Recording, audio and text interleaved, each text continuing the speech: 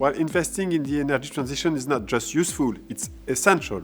Developing renewable energy, low-carbon transportation, and energy efficiency are really the main levers that will do a lot to help meet the goals set by the Paris Agreement.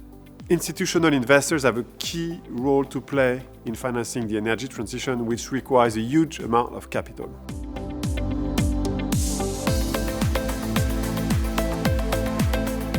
Well, first of all, financing the energy transition means investing in tangible assets.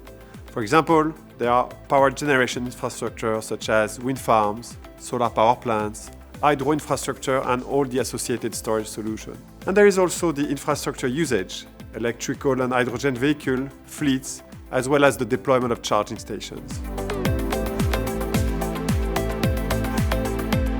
Energy transition infrastructure is an asset class in its own right. These assets offer access to relatively predictable, inflation-linked and stable cash flow, with a low correlation to the economic cycle and financial markets. In a low interest rate environment, energy transition infrastructure offers attractive yield potential and somehow quick return on investments, since building, commissioning times are much shorter than in traditional infrastructures. These investments are therefore a good way of diversifying institutional client portfolios. Today, renewable energy power plants are economically competitive, and they require little to no public subsidies. This is mainly due to technological progress and economies of scale of the industry. The risk has shifted from exposure to government risk to merchant risk, which can be mitigated contractually. It is considered as a tangible and resilient asset class, relying on mature technologies and on climate forecasts, for which we now have plenty of experience. While another big advantage of this market is its huge development prospects. There are massive requirements for financing between now and 2030.